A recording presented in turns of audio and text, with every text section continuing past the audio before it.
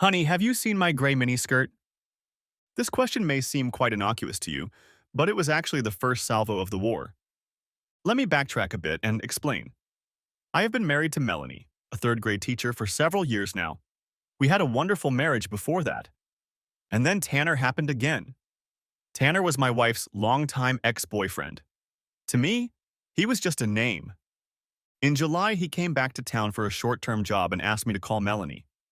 My bitchy sister-in-law Beth gave him all her contact info. In retrospect, you can tell she took a certain pleasure in it. Beth told me I had to be careful because Tanner and Mel were pretty close. So when Mel asked if I would have lunch with him, I, like a big fool, agreed. Coincidentally, my wife started seeing Tanner almost every day during long lunches at his job while she was on summer vacation. After a month or so, she came to me and confessed. Turns out they had a very long, very passionate relationship that he had cut short when he got a job far away from here. He left her, and she was devastated for a long time. She started to get her life together, dating someone serious again. Then Tanner came to visit her for a week and ruined that relationship after she partied with him for 3 days straight. Eventually, she met and married me. Needless to say, I didn't know anything about this story until she confessed to me, saying she was having fun with anyone. We were in an argument. I wanted to know what she was up to. She refused to promise to stop having fun with him. He was perfect. She swore she didn't want to lose me and said that if Tanner asked her to leave me, she'd go crazy. Isn't that sweet? She wouldn't stop seeing him because of me, but she'd feel awkward if he asked her to stop seeming like me. I started fussing, called Beth, Sil, and she took me out of my mind, telling me that if I didn't let this happen, I would lose her forever. Mel also told that son of a bitch what she told me. Since I didn't leave her right away, she would now use her freedom to go out with him after work and on weekends, even though she swore she would be careful and still love me. At this point, I didn't want to lose her, but felt helpless to stop this attachment without resorting to the nuclear option: divorce. Now, she immediately set up an appointment and wore a special gray miniskirt that we had bought together when we were dating. When I objected that it was mine, she said she wanted to look good for him on her way out the door. I felt like I had lost her to an ex. Walking into the bar, I felt like I had never felt before. My friend Keith had had cheating problems in the past and he advised me to find Ed. He was the bartender. Upon entering the bar, I passed out almost immediately. The establishment was moderately full. One woman laughed. It was a full and throaty laugh that reminded me of Melanie and what she was doing and probably laughing about now with Tanner. The laughter contradicted my mood. However, Keith was adamant that I talk to Ed. So I tried not to cringe and headed towards the bar. Ed looked very traditional for a bartender. White shirt, black vest, and mustache. I almost looked for those stupid armbands you see in old black and white photos, but apparently he wasn't that obsessed. He glanced at me, and then just shook his head. He grabbed a couple bottles from under the counter and started pouring. He placed a shot glass in front of me. Drink. I looked at him questioningly, but he only gestured to the shot glass. Excitedly, I took a sip and immediately almost spit it out again. "Oh my God, that was awful," I almost yelled, looking at him accusingly. I almost reached up to grab him by his vest and drive my fist into his face, but instead I looked at the glass. "What's that?" He smirked. "Yes, it's supposed to be. It's olive and onion juice with a little chili and batter." I stared at him even more intently. "Why are you doing this? I'm not paying for it." "It's on the house." "But I pissed you off, not scowled at you. You don't look like a beaten dog, and I bet you haven't thought about anything for the last 2 minutes." I wondered, and he was right. Of course, simply acknowledging that fact brought it all back. But it was hard to focus on it when I wanted to run a grater over my tongue. "I'm Ed. You look like you need to talk." "Yes." It was hard to give the details of my cuckolded infidelity to a stranger, but Ed had an answer for that too. He poured 4 shots of alcohol. I checked to see what bottle he was doing it from. He only hummed that it was a good thing I could learn, and said he'd be back to chat when I'd finished them. I got through them pretty quickly, and we started talking about innocuous things. My job, my car, what teams I like, etc. He pointed out a few pretty girls, and we didn't hesitate to make appropriately masculine statements about their physical attributes. Standard male stuff. After a while, a pained expression appeared on my face. I wonder how many of them leave stupid husbands at home. I said bitterly. Bingo, Ed said. He walked out and headed for the dark end of the bar. There, he exchanged a few words with the customers. They smiled at him, quickly finished their drinks, and left. He came back. Why don't you have a seat over there? The night has just begun and people are thirsty. When things settle down, we can talk about it some more. I did just that. He supported me professionally to soften the edges of my grief without going over the edge of consciousness or falling into vulgarity. A couple times I wanted to get up and leave, but I remembered my promise to Keith. After a few hours, the last customers were leaving. Ed gestured to one of the waitresses and she sighed. Geez, Ed, do you ever close? I feel like your therapy sessions are just an excuse not to clean up. At those words, she smiled. Don't be rude to me, Reba, or I'll fire your ass. She rolled her eyes. Promises are promises. She served a couple cups of coffee before she emptied the decanters and began setting things up in the back of the bar, leaving us alone. We started slowly. I started talking, saying only that my wife was cheating on me. Slowly, he started asking questions, quietly and calmly, waiting for me to answer. I didn't really feel like talking about it. In this day and age, it's humiliating to reveal that you're sitting there accepting this situation. I was just going to lay out the bare minimum of facts. However, a funny thing happened. I slowly but surely told Ed more and more. It didn't all come out in one fell swoop. No, it was like cutting out a boil. Every now and then he would ask questions, massage the wound, and then some more pus would come out. At one point he would ask a question that would tear my heart out again. It's all right, sir. We'll just cut the wound a little deeper to let the last drops out. It won't hurt in the slightest. It was compassion that made me do it. There wasn't an ounce of pity or even sympathy in his facial expression. That would have made me instantly clam up. No, it was compassion. I was suffering, so he was suffering too. I could see that my words had hurt him almost as much as they had hurt me. A strange word for another human being, but I guess I'd learned a lot these days. I fell silent and just sat there, embarrassed. He sipped his coffee for a while. So, what do you want to get out of all this? He asked delicately. I want none of this to happen. I want Melanie back. I wanted Tanner to be eaten alive by rabid dachshunds. But how do you say that to a man you just met? I want my life back. Your wife. Doesn't she deprive you of entertainment? I shook my head. So, can you live with that? Accept the backup role? He said softly. I wrinkled my nose noticeably and shook my head vigorously. Good. At least you have some self-respect. But you don't want to leave her? A final hesitation. If I just leave, he wins everything. But I've already lost. He won her. Bullshit, Ed said angrily. He didn't win anything. There was no contest. You fought to keep your wife. But your sister-in-law fought and is fighting you to let her sister do it. Tanner, of course, wants to keep having fun with a woman he doesn't have to pay for. And your wife, who should be fighting to keep you two together, is fighting on his side. You, my friend, are in the minority. And they are trying to get it into your head that this is all normal. That the wisest thing you can do is accept her little affair. But why? I screamed. Yes, I screamed. I'm ashamed to admit. Because your wife doesn't think she'll suffer any loss. Can I see a picture of her?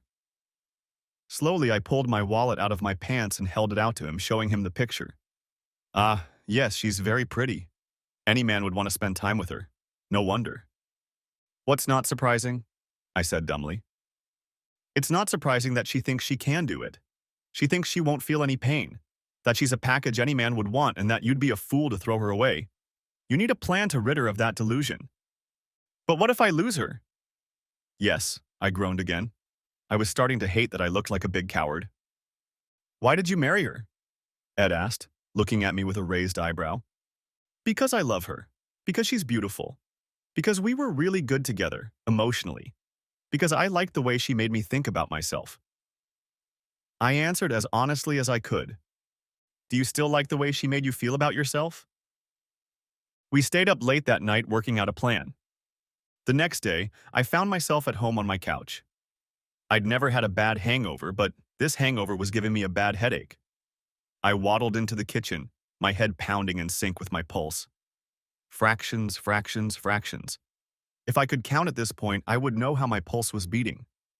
I remembered what Ed and I had discussed late last night. Heck, I even had a notebook with some notes. This was a mistake. Part of the plan should have been to sneak up on her undetected.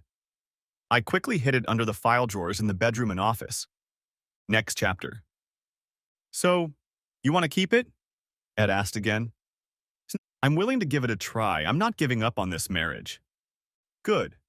That means you can't give her an ultimatum. She's made it clear that you can't ask her to give up that asshole Tanner, but he can ask her to give up you. If you give her that ultimatum, which frankly you've already done, albeit rather weakly, then even if she refuses him, she'll resent you for making her. And that will likely end the relationship as thoroughly as her running off with that jerk. Likewise, you can't do stupid things like kill his cheating or even beat him up. But we'll talk about that later. So what should I do? We delved into our cups some more. Stay put and try to remind her of everything she likes about you. You have to make the choice very obvious to her. It could cost you dearly, he warned. It's already cost me my marriage and my self-respect. How much money? I said sullenly. Are you telling me to just stay with her, and when he's done entertaining her for me to act like nothing happened? He frowned. Is that what you want? No, I want to win. Well, there's winning and then there's winning. You'll stay here long enough for her to come around. Everyone makes mistakes. You'll give her a chance to make the right choice. And if she makes the wrong choice? He saddened and shrugged. Then you can make a few of those too, knowing full well what's going on. And you'll give yourself time to prepare? Prepare? But he said nothing more on the subject. Next chapter. The first thing I did was look in the stationery store. It was something I wanted to do for myself, not something I'd discussed with Ed. I was carrying a large year-at-a-glance calendar to the register when I passed a rack of pens. The colors caught my eye, and I glanced at the display case. Finalizing my choice, I picked up the red and blue Sharpies, paid, and left. Back at the apartment, I hung the painting in the bedroom as a study. It was mounted in the wall with washers and screws drilled through the heavy laminated paper and screwed into the studs. I was feeling anger and didn't want it to just disappear. Plus, using the tools made me feel more masculine in a way. Then, starting on January 1st, I started marking each day with a little blue check mark in the corner of the day. This went on for quite a while, but it distracted me from the fact that Melanie still wasn't at the apartment and she was at Tanner's having fun with him in the gray skirt I bought her. I mentally noted that little detail. When I got to July during lunch, which I foolishly let her go to with Tanner without knowing the history of their relationship, a relationship she was hiding, I started drawing little red X's in the corner of the day. There was nothing special about them. But if you focused on the calendar, you could see a sea of blue and then red dots that appeared more and more frequently. Every time I thought or suspected she was with Tanner, the day became a cross. Finally, I got to the day. That horrible day when my wife, my beloved wife, told me she was cheating on me and wanted to keep cheating. I stared at it, and finally drew a red Sharpie right across the calendar and stamped it into the drywall. Wow, so much for subtlety. Now I'm going to have to go back and replace everything. At this point, Ed and I were sipping foreign beers because we were in weird mental territory. Okay, it made sense at the time, but now we were both half out of it.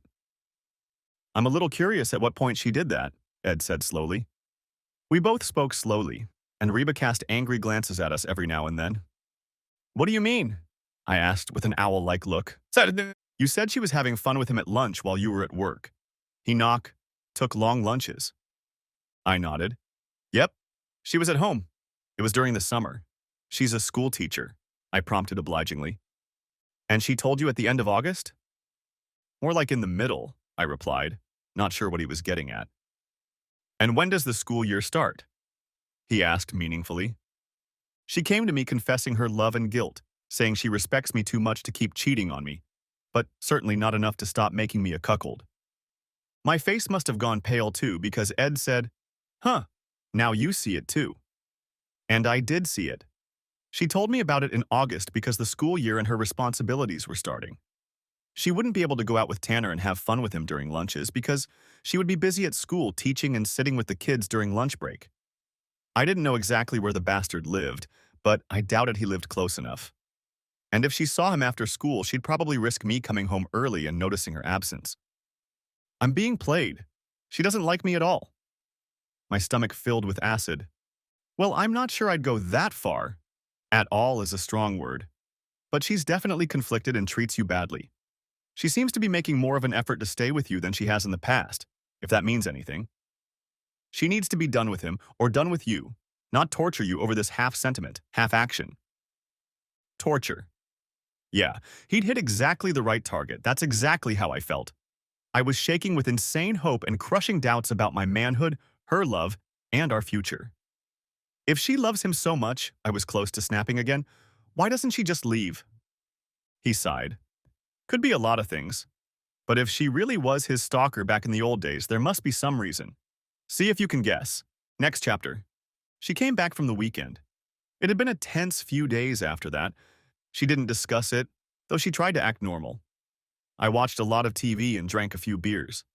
I can't say I tried to treat her warmly, but like Ed said, I tried really hard not to be an asshole. That would only push her away and hurt me. I needed to keep a moral stance. If she wants to wallow in the mud, that's her decision. I had to show her how bad that decision was. She needed to feel the loss. Things started to get closer to normal, or at least a new normal. We were discussing chores, work, and things that needed to be done around the house. Honey, she asked, have you seen my gray miniskirt? Why? I wanted to wash it and I can't find it in the laundry basket. She was carrying a large laundry basket. That's because I already took care of it. It's not in my closet. You really need to hang it up so it doesn't get wrinkled, she chided lightly. We were constantly teasing each other, criticizing how the other handled laundry, ironing, folding, where certain things went. A few things. What drawer did you put it in? No, I put it in the trash can. I sipped my soft drink. Why did you throw away my skirt? She asked, starting to get angry. Because it wasn't your skirt, it was my skirt. You gave it away. And when I looked at it, it was all stained and dirty, and I never want to see it again. She stared at me for a while, covering her eyes with her hood. Is there anything else you want to throw away? She asked reproachfully. Not right now. I didn't take my eyes off the TV. I decided to lay some more cards on the table. You said you'd be very careful, that it was just sex. That's all well and good, but I realize that careful means damn secret. If I find out someone saw you with him, if I find out you were walking in the park with him, I'll hire a lawyer right away. I want that to be clear. You've made my place in your heart perfectly clear. She raised her hand to stop me, but I continued. Yes, you want to feed his ego and make him feel like a conqueror. It's so incredibly painful I can't put it into words. So if you have any hope of us staying together, you go to his house, have some fun with him, and that's it. That's out of the question. If it's an affair, it's best to leave it at that. But if you start dating him and going out in public with him, it's over. Period. And how often do you have fun during the week? Ed asked suddenly, half emptying the bottle of vodka. Pardon me? Before Tanner or after? Never mind. He waved his hand for me to continue. I don't know. 3, 4, 5 times a week. And how long does it last? It's something personal. He just shook his head. Okay. About half an hour a day. A session. Sometimes 2 or 3 sessions a night. I remembered her telling me the day before yesterday that she'd practiced with Tanner for 2 hours. So 3 to 6 hours a week at best. Yeah. There are 168 hours in a week, so most of the relationship actually happens outside of bed. You want to try to keep her, so you need to deny her the opportunity to have a non-sexual relationship with him. Give her an ultimatum. Yeah, that involves watching TV and talking. He shook his head. I know. And maybe she'll have dinner with him and go to the movies. There's nothing you can do about that, but she can't brag about her boyfriend. She can't share him with anyone.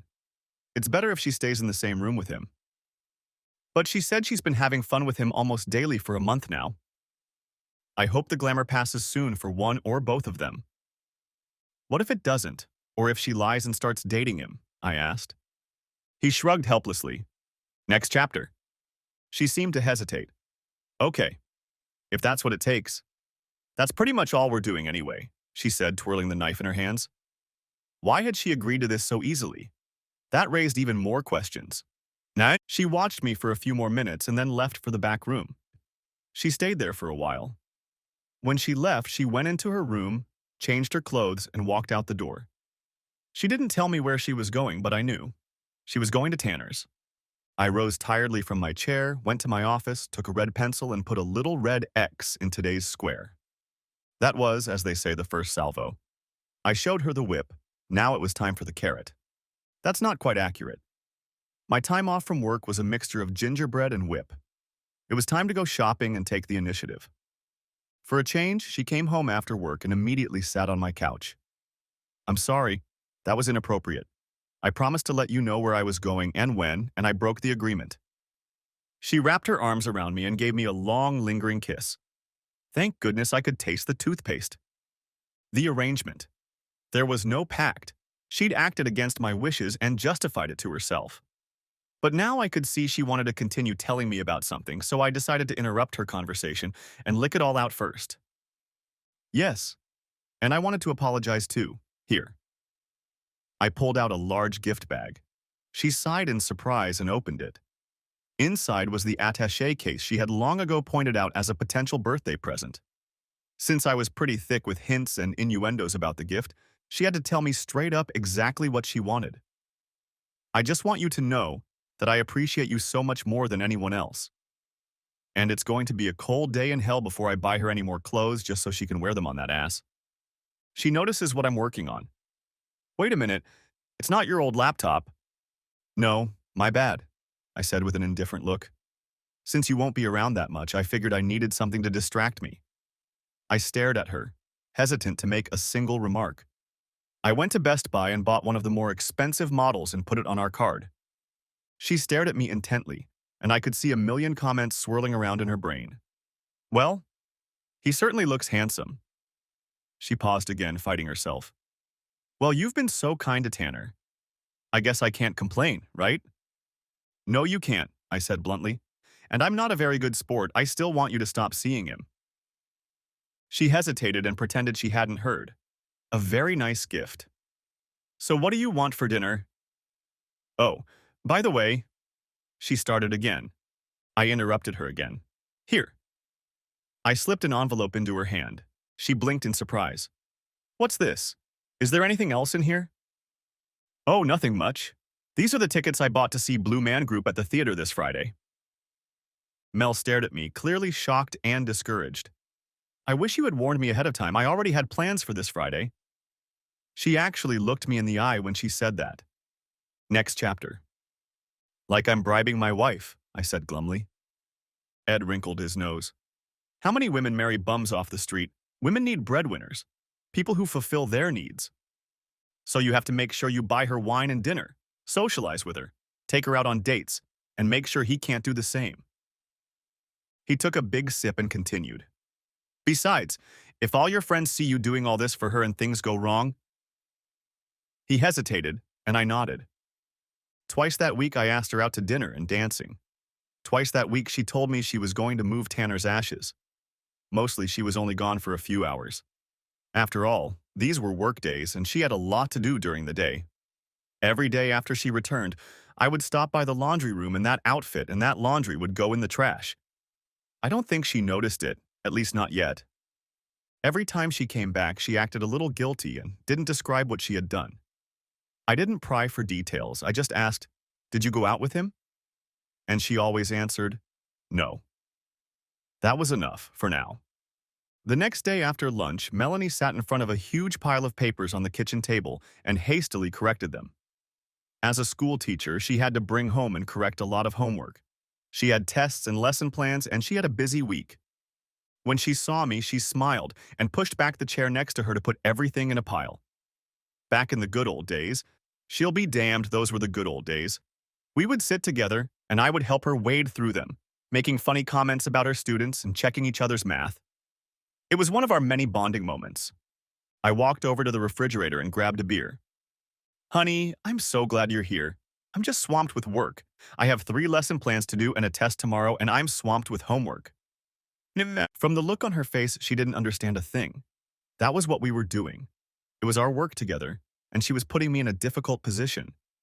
I liked helping her. I liked supporting her. It was one of those little things we shared together. But if I helped her, then by doing so, I'd make her fun with Tanner easier. Sorry, honey, I'm a little tired, and I need to do something on the computer, I said regretfully. Baby, I could really use your help. I know, but I'm tired, and the reason you're behind has nothing to do with me. Wait a minute. You've asked me out twice this week. You're just as much to blame for that as I am. Frowning slightly, I considered this, then picked up the papers and stacked them in a stack. I separated a quarter of the stack. You're right, I'll do it in the office. And anytime you're behind, I'll be happy to help you. But only then. Can't you just sit here and do them? She asked sadly. Okay, I agreed, and did more than I offered. We had a good time, but the gargoyle looming over our marriage was not out of her mind. And I gave in just that one time. Friday came, and she was dressed again in one of her best outfits. I sat reading a book as she walked through the living room. This is your last chance. Blue Man Group isn't coming until this weekend. I can promise you'll have a much better time with me than you did there. You'll get dinner and a show. She only smiled slyly. Yes, of course. Honey, I don't see why you don't just move the date to Saturday. I'm only going to sleep over tonight. I can't. I didn't go into detail as to why.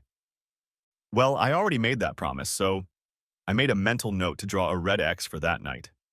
She kissed me on the lips and walked out the door with a small overnight bag. Yes, I was seething with disappointment, but I didn't lose my temper. I had places to go and things to do. I woke up late the next morning, and to my surprise, Melanie graced me with her presence. I freed myself from the sheets. Her side of the bed was untouched, so she didn't lie down with me. But she was making breakfast. I glanced at the clock. Late breakfast. I wandered into the bathroom to relieve my bladder a little, brush my fangs, and wash my face. As I was brushing my teeth, our landline phone rang. Melanie answered the call. She spoke cheerfully for a few moments, but then I heard a note in her voice and her tone changed instantly. She quickly curtailed the conversation. I saw her in the mirror. She was looking at me with indescribable surprise. That was Abby. She said they had a great time with you at Blue Man Group last night. She paused. You didn't tell me you invited Abby and Ryan to go in pairs. No. I poured some shaving cream and started smearing it on my face. She wanted to know why I wasn't there. They were surprised when I wasn't there. You didn't tell them I was busy? No. I started running the Mach 3 razor over my skin. What did you tell them? She asked cautiously. Sister, I told them you had other plans that you couldn't change. They couldn't make it on Saturday, so I left it at that. We had a great time. Damn it. I could have made a deal if you'd told me the whole story, instead of playing these sneaky tricks. Nice, very nice. It wasn't enough to go on a date with your husband. It had to be your husband. And something else. It's not a clever ruse, and you had every opportunity to do the right thing and come with us. I didn't tell them until I showed them because I was hoping you'd freak out and reschedule. Tanner will be in town longer than the Blue Man Group. Mel was stunned by this. I guess so. But that still doesn't change the fact that you tricked me. Why didn't you cancel when I hadn't changed my mind yet? Why? You want me to stay home and cry because my wife cares more about having fun with some other guy than going out to hang out with my husband and friends? I'm sorry. I'm not wallowing in sadness. I had a great time. I lied. I spent most of the evening fending off well-intentioned questions and couldn't stop thinking about her at Tanner's house. I guess I was a better actor than I thought. Besides, it'll ruin their evening too. How many lives do you want to ruin just to mess around? I asked. It was nonsense, but it sounded good in my head. She froze for a second, closed her eyes, and shuddered. You know what? I'm not going to worry about it because you're not going to let anyone find out about it. I won't let you do anything. And I kicked the bathroom door right in her face. Shit, I scratched myself. Then I went into the shower and had a good cry. She got even more contemptuous. Next chapter. It was pretty chilly in the apartment all day Saturday. She didn't go anywhere, but she didn't talk to me either. Sometimes I wished we'd move to a bigger apartment. When the tension got too much, I'd take a few laps around the block. Sunday was different. She made breakfast again and acted much warmer with me. Little touches, little jokes, the things that characterize couples. I asked her out for a walk in the park and she agreed. Tanner wasn't mentioned, and I felt a little better. Later that evening, she cooked one of my favorite meals and asked if I could do the dishes. I agreed and heard her turn on the shower. I was just wiping off the last plate when I felt a puff of warm air near my ear. I've been neglecting you and I want to make up for it. Go take a shower and I'll be waiting. What was she thinking? I said no. At least Tanner is man enough. Her mouth suddenly folded into an O, and her face reflected shock. I made my way into the living room and began to remove the magazines from the couch. She ran in after me. Honey, I said something stupid. Such a stupid thing. You have to forgive me. I just spoke without thinking. I'm not doing this to hurt you. I just can't. She pulled my hand and pressed herself against my back, making the work take twice as long. I finished and looked at the couch. Then I turned around and started walking back to the bedroom. Oh, thank you, thank you. Let me make it up to you, she muttered as I picked up a pillow and went to the closet for a spare blanket. You're being... She finally had the sense to close her mouth and just watch me walk away. I hate sleeping on the couch. It's narrow and cold. But it was better than sleeping next to her that night. The next week was surreal. I looked through the newspaper every day to find interesting places to hang out together. Museum, plays, dances, etc. And for the first 3 days, she agreed to everything. I mean the planetarium, for heaven's sake. I was just desperate to make sure we lived together as a couple. Every once in a while, she'd get a phone call, she'd answer, chat for a minute and hang up. And then she'd suddenly need to go to the bathroom or run to the store for something. I wondered if she thought she was fooling anyone. No. It was Thursday night when there was an unexpected knock on the door. Melanie had gone to the store. I opened the door. Standing outside the door was a very pissed-off Beth, her sister. Sep, what the hell do you think you're doing? She said, pushing past me. Good evening to you too, bitch. Melanie's not happy. She feels guilty and conflicted, and she's staying home. She's upset. She's trying to get him out of her head, but you keep acting like an asshole to her. Asshole? What an interesting description. And please tell me why, pray tell. Is her sister encouraging her partying and telling me to get over it instead of cheering for her happy marriage? She looked at me intently. Then her face softened, but very unconvincingly. Look, we've been through this before. The last couple times the relationship didn't end well. It didn't. She was looking for a word. Closure. This time she's trying to work things out. She doesn't want to leave you. I talked to her, and she's hysterical about the idea. But she needs, room. She needs to put her demons to bed. The only thing that can be put to bed is her and that asshole. I opened the door. And you took sides and you're not on mine. Don't call me with your offers again. Don't come here again unless your sister invites you. Don't worry. If she invites me, I won't get in the way. Her face contorted with anger. You're making a big mistake. She'll leave you because of this. My only mistake is that I let you talk me into this. Do you know what she's doing now? She asked angrily. Maybe I do. And the only thing sadder than that fact is your satisfaction that it's happening. Isn't that strange? She walked away, frustrated. Melanie came home a half hour after Beth left. I watched her with bags of stuff. Did you have fun, honey? I asked. Yeah, it was a madhouse at the store. What was it like at Tanner's? Silence. I went in, but only for half an hour. I only hummed. We were lying through omission again.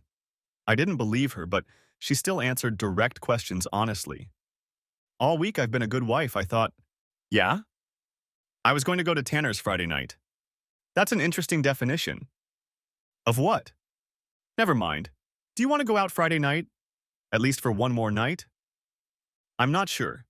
I just wanted to, I don't know, take the edge off. Take the edge off.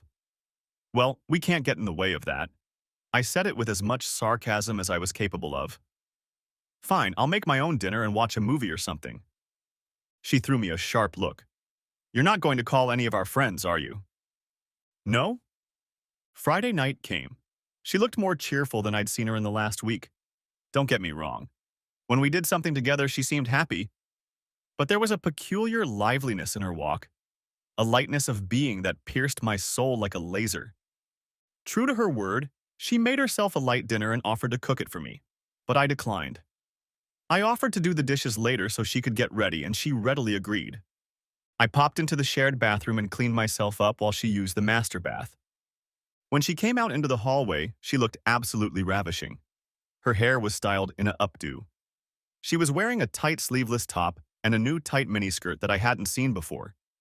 Interestingly, she was hiding her clothes from me.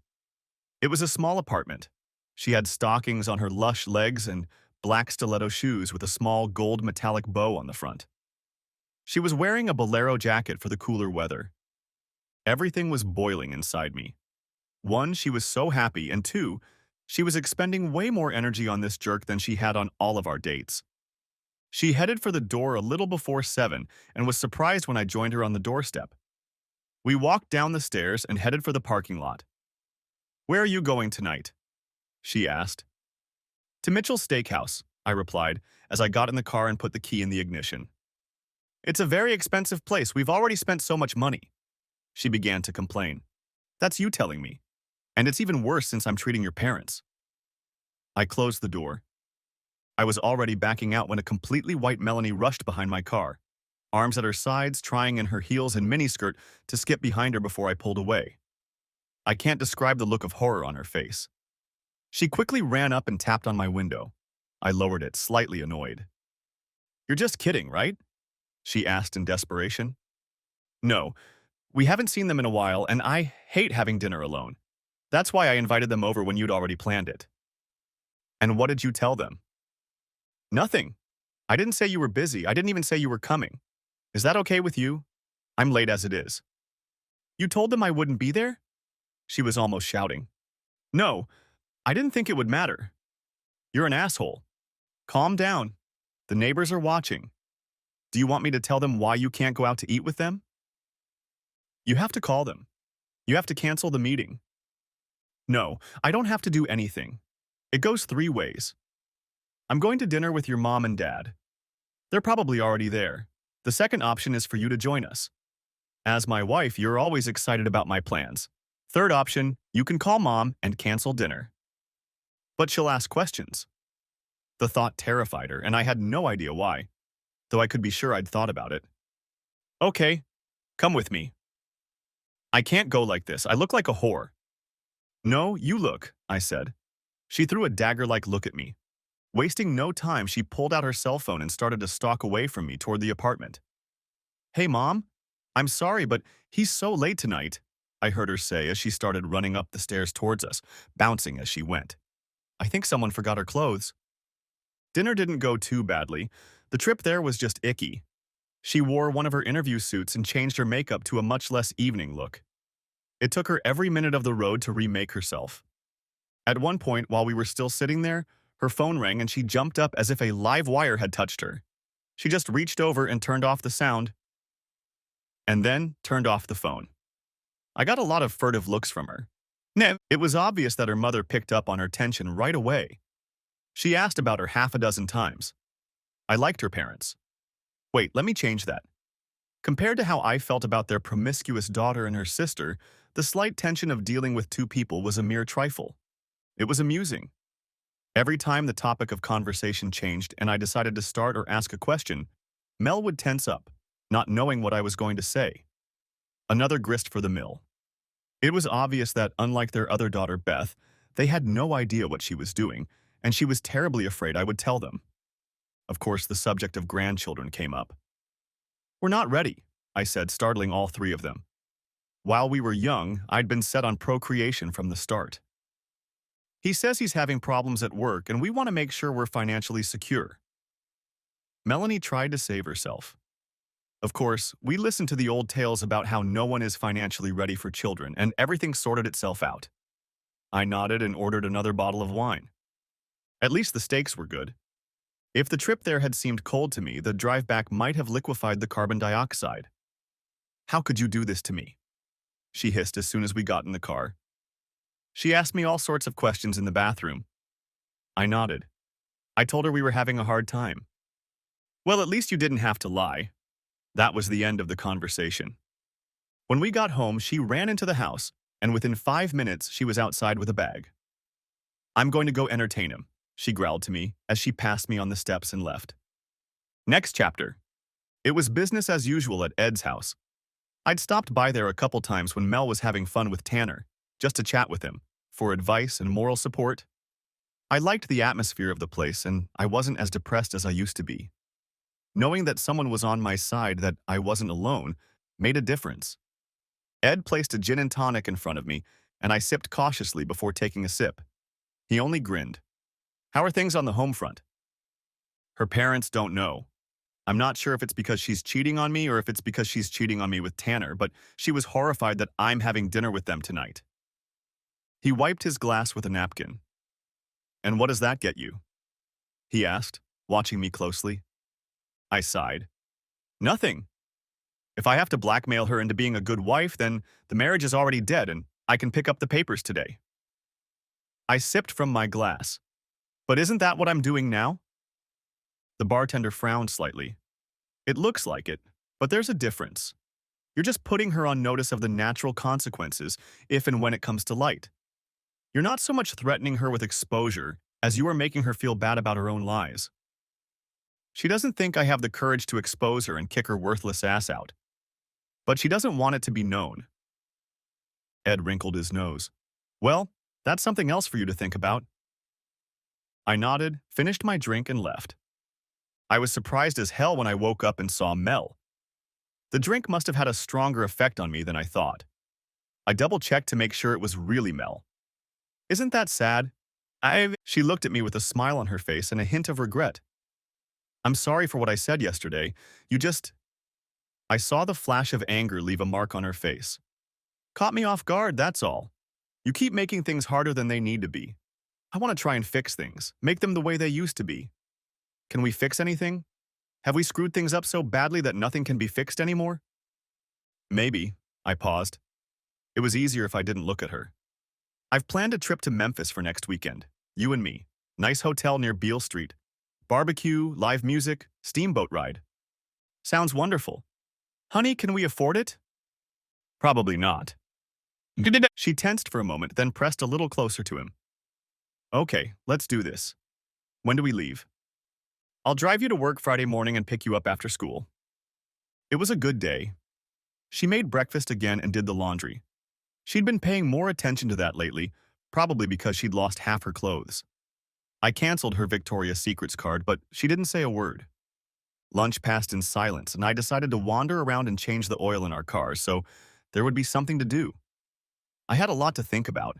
She hadn't said a word about Tanner after this morning's revelations, and I didn't want to ask. Finished, I showered and thought about it. She hadn't made any promises. Maybe it had something to do with her parents? Guilt, regret, love? Finished, I approached her in the kitchen. She was starting to make dinner. Why don't we just grab a couple of hot dogs at the movie theater? I suggested. What? She looked at me hopefully. Why don't we go to the movies? Let's go on another date. That thriller you wanted to see came out last week and we haven't had a chance to go yet. She smiled after a brief hesitation. Okay, it'll save me from doing the dishes. The movie was as you'd expect it to be. A ghost, a murder, and an unhappy wife. A movie about revelations and knowledge about people. Even before the second reel started, it was clear that the husband did it. This movie was also a revelation for me. In one scene, the wife on the screen walked to a closet that reflected the room behind her. She opened it and took out a small box. When she closed it, the glass reflected an obviously dead woman. The director hadn't turned on any music before this shot, so it came as a complete surprise. Melanie didn't jump. I'm sure there are many explanations for this, but I chose the simplest one. I was tired of grasping at straws. She approached me in bed that night, and I pushed her away. It's a little early for me. She looked sad. Let me know when you're ready. I rolled over onto my back and fell soundly asleep. Memphis turned out to be everything I'd hoped it would be. Not exactly a tourist mecca, but the food was good. Beale Street was a beautiful pedestrian alley with bars up and down the street where you could always get a drink and find company. The music was phenomenal. Everything would have been perfect unless I wanted to go with someone. Friday afternoon, I carefully loaded my stuff and drove to the airport, completely neglecting to stop by the school first. It seemed like a small thing, but strangely enough, I didn't care. To avoid wasting money, I turned off my cell phone so I could enjoy the trip without any distractions. Still, by Sunday morning, I was racked with guilt, so I changed my flight to an earlier one, using one of Mel's credit cards to pay the fee. Back home, I turned on my cell phone and noted that I only had 6 messages. Returning to the apartment, I found her filing her nails on the couch. And then she glared at me as I put my things away in the kitchen. How could you do this to me? I had to call a cab. At work. Do you know how embarrassed I was? I can guess. No, you can't. I was so glad we could be reunited. I was looking forward to this trip, and then you never showed up. You mean I ran off to have fun on my own with no regard for the fact that it might hurt you? Yeah. I have no idea what that feels like. She looked like I'd punched her in the face and then flushed with anger. Why are you being so difficult about this? I told you I was getting rid of it. No. You were putting him in your system. You had a lot more fun with him than you did with me. And I know you've been seeing him and going on dates. Her eyes darted back and forth. What are you talking about? About that movie. It was a thriller, and you didn't jump up once during the scary scenes. Not once. Why? She switched to another topic. You're changing the subject. Why are you trying to drive me into Tanner's arms? I think if you didn't want to lose me, you'd treat me with more respect. I stared at her for all of 5 seconds, then laughed in her face. Her face contorted in bewilderment. You want to lose me? A smirk appeared on my face. I wasn't sure of my expression. Lose you?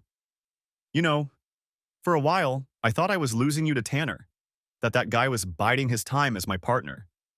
But you know what? I was wrong. I tried to put my thoughts into words. The Greeks used that little garland to signify victory, and the only person who can put it on your head is your partner. So I never lost to Tanner. I never fought Tanner. I fought you.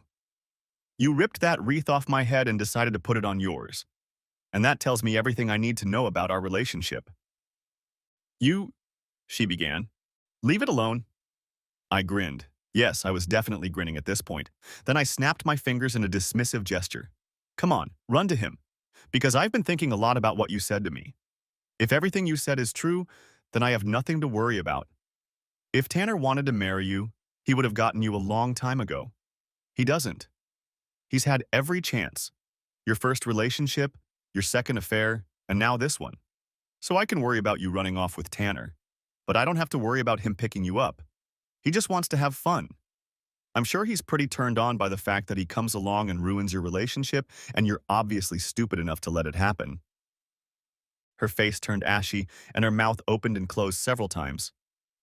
You don't know what you're talking about, she finally squeezed out. Of course I don't. I turned away and picked up my beer. As I got to my feet, I heard the rustle of fabric, the jingle of keys she hurriedly grabbed, the tugging of her purse off the counter, and the slamming of the front door. I sighed, like a dog returning to its vomit. I'd had plenty of time to think about everything she'd said and how she'd behaved with Tanner. Every time he came into her life, she'd drop everything and run to him to be his whore. And then he'd leave. That thought stuck in my head. She never left him. Muttering curses, I grabbed my car keys and headed for the door. Even on a Sunday afternoon, Ed's place was crowded. The jukebox was playing tunes, and a man sat behind the bar talking quietly to a couple customers. He interrupted when he saw me so upset and headed over to the waitress stand to greet me. I was seething with rage. "What's the matter?" was all he could mutter before I reached out and grabbed his stupid black vest, half dragging it over the counter. You knew. You knew from the beginning. I almost yelled at him.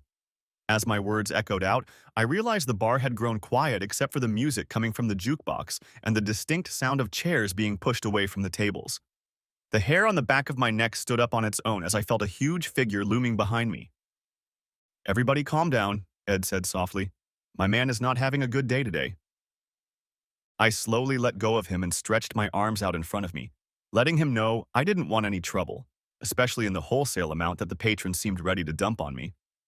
Ed looked over at Reba, who was just putting the bottle back on the shelf. "Jesus, Mary and Joseph, were you going to hit him with a bottle of Glenfiddich? He's not such a good customer. He'll get the stick. If you're going to hit somebody with a bottle, hit that rowdy Lenny. He keeps the place afloat." There was a trill of laughter from the crowd, and things seemed to calm down. I no longer felt that I was about to be unceremoniously thrown out into the alley more or less unharmed. He looked me over and invited me into a dark corner. He placed a glass in front of me. Care to enlighten me as to what that was? He asked cautiously. He was annoyed, and I can't say I blame him, but I was still upset myself. You knew, I said, in a barely contained whisper. You knew he always left her behind. You should have seen it. You guessed about the school. You knew she wasn't going to... I felt like crying again. Not because of Melanie, but because of the cherished dream I'd lost. The time before Tanner. What could have been. What I wanted to be again. Somehow in the last few weeks it was no longer about Melanie the person, but about wanting to have a dream again. Melanie the idea. Ed sighed and nervously wiped the top of the bar with a rag. I'm afraid I haven't been honest with you. It was never about you two making up. I knew it was a pipe dream. Then what was it about? I asked bitterly. It was about getting you to the point where you could move on with your life. The election, these tricks. I wanted you to have a metric, a way of counting. Every time she chose to leave, every time she chose not to be with you, I knew it would help you figure out what you needed to do. I never had any hope for your marriage, not listening to you. But maybe I could have helped. By making her choice so obvious, I didn't let you tease yourself with false hopes when she fooled you with half promises and assurances. Then why didn't you just tell me to divorce her? Would you have divorced her? I reflected on my reasoning from a few weeks ago. No, I admitted sullenly. But you helped Keith's marriage. I almost groaned again, but I'm proud to say it didn't come to that. Keith's wife had a brief three-way affair with a coworker. Yes, she did wrong, but she felt guilty. And he was competing with a real person. It wasn't a months-long secret affair with a long-time lover. How do you compete with a dream? How do you blame someone who has no remorse? I took the glass and exhaled slowly. She's an addict, I said. Ed nodded sagely. If you look at it like a drug, it all makes sense. The sneaking, the choices she made, the lies she told when the pressure started. But how can someone become addicted to another man? Is he that good in bed? I asked. Ed shrugged. I think he's pretty good, but there was this scientist named Lawrence. He worked with baby geese. He incubated some eggs and they imprinted on him, not the goslings. They treated him like he was their mother, simply because he was the first one they saw. I'm guessing Tanner was the first for her, and she's reacting a bit violently to him. I'm not versed enough in psychology to understand exactly what's going on, but it sounds like she's addicted. So what am I supposed to do now? What happened? And I explained to him what happened. So she ran off to Tanner's. I nodded. But it's not entirely unexpected. She made that clear. But now you know it was always her choice. And only she could have made it, not Tanner, not Beth. You didn't fight Tanner. You fought her. And how can you win that fight? Sadly, I just shook my head. I stayed another hour or so. Ed and a few of the guys sympathized with me, and I felt like it was over. As I pulled up to our parking lot, I was surprised to see her car parked there. I frowned. This was unexpected. What was even more unexpected was that the crying black-haired girl wrapped her arms around my waist and pressed herself against me like her life depended on it. It was... he... I came in there, whimpering. And he said to call, but I didn't call because... Stream of tears. And if you're having trouble keeping track of it all, you'll understand what I went through trying to make sense of her sobs, gurgling sounds, and the fact that she was pressing her face into my collar as she said all this. So eventually, I managed to calm her down enough that she was able to hold a semi-rational conversation. I was so mad at you for saying that. Anyway, I got there and he wasn't expecting me because I was supposed to go to Memphis with you, and it was too humiliating to tell him that you... Get back on topic, I said curtly. You drove me there. I let it pass over my ears to see what this was about. And I went to his house because he's a guy who doesn't have to lock his door. And, yeah, I was getting bored already. And Bet was there having fun with him. She started wailing some more. I pressed my lips together and nodded understandingly. So that was her point. What? She looked up at me from her tissues. I was wondering why she was so insistent on talking you into entertaining him. Why she was trying to get me to roll over. What? She repeated. Had she always been so stupid, or was I just now noticing it, blinded by her good looks? I mean, he probably entertained her first, and she had to give him your digits since you two have such a history. I guess if she wanted Tanner, she should have stood up for you. Why would she do that? She knows he's me. She clenched her jaws. I threw her a look full of disgust. I guess someone couldn't shut their damn mouth about him being perfect, and good old sis decided to give it a try. She was clearly devastated by this, and I tried to elicit even a glimmer of sympathy from her, but I couldn't raise a spark. And I pressed. She lowered her gaze to her hands resting in her lap. And nothing. Really? The kind of guy who tells you how he gives me horns and makes you buy sexy outfits for him with my money. He didn't have any smart suggestions? She glowed beet-colored. He, he, he, he, she moaned again. I knew what was in store for me, and I wasn't disappointed. Honey, we can fix this. I just can't look at them anymore. He betrayed me so horribly. But we're still good. You can still have me. Honey? Next chapter. I snuck into the bar. Yes, you did. Deal with it. Ed already had my drink. Now I was a regular, though I wasn't turning into an alcoholic. I came for the socializing. As I packed, I took down the wall calendar and stuck a legend on it. Blue checkmark, faithful wife, Red Cross, Tanner's whore, and mailed it to her family. She needed help, but not from me. Shortly afterward, her parents invited me over for dinner. They were saddened rather than angry, though when the rage came out, it was, oddly enough, not at me for upsetting their little girl. Turns out Melanie first hooked up with Tanner back in high school, and he took advantage of her, living in her apartment and being such a bad influence on her that she had a couple years of trouble with her studies. When he got a job and left, she tried to chase him halfway across the country using her parents' credit cards.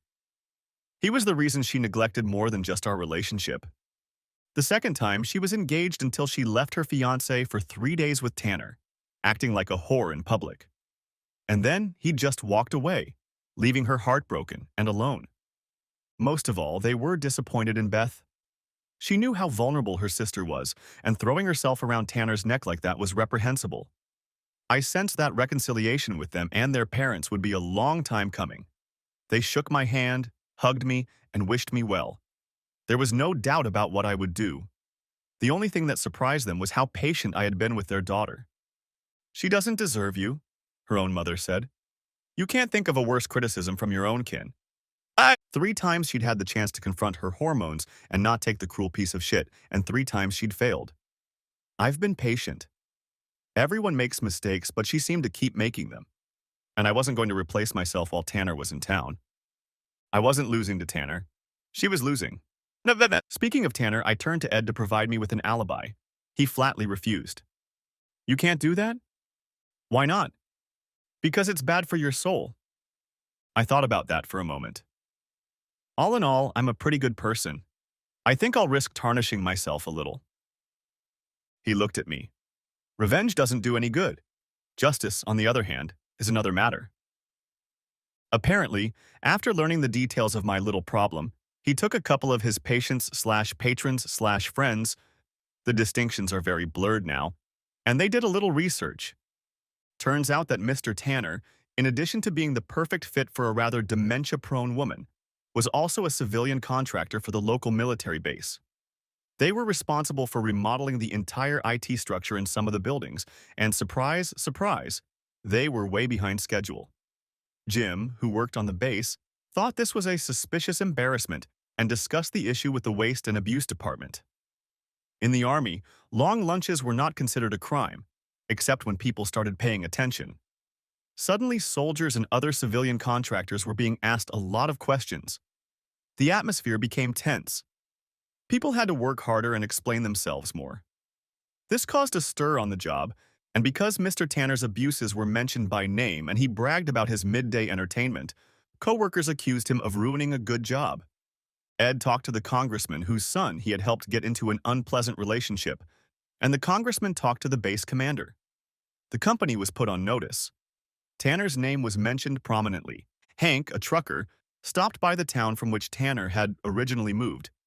Since he was here temporarily, he decided to look around. It turned out that Tanner had a steady girlfriend there with whom he was in a very serious relationship. So much so that he visited her monthly. From what I understood, Hank decided to tell a couple strangers in the coffee shop that this bastard named Tanner was entertaining girls left and right at his job in Columbus. That his girlfriend happened to be at the table next to him was pure coincidence. Judging by her comments and Hank's questioning, she possessed a far less compliant and patient character than Melanie. "So that's it?" I asked Ed. "In exchange for my marriage, he might lose his job and his girlfriend? Seems like a pretty bad trade-off for my marriage to me." Ed shrugged. "I understand how you feel, but we're doing what we can do, not what we'd like to do. And karma knows how to handle the Tanners. Besides, it wasn't just him." I nodded. Melanie had her own karma. She hadn't taken the divorce well, and it got worse when she found out how much debt we'd accumulated. It seems, as with adultery, if your partner accepts your purchases, they should be used equally.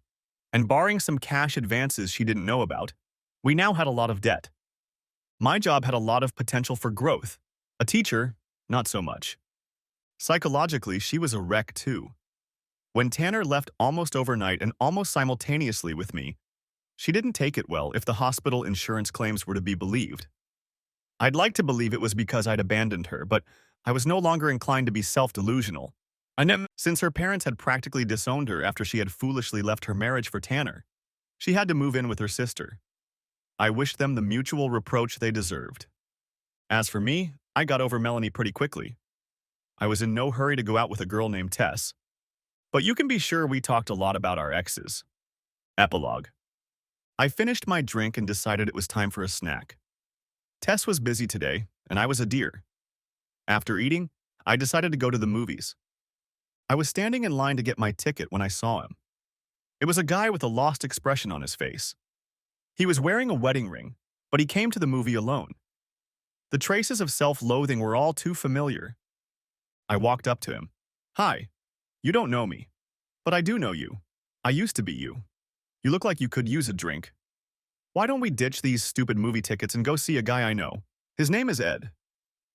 The end. Thanks for watching. Hope you enjoyed. Subscribe to my channel and watch for the next video.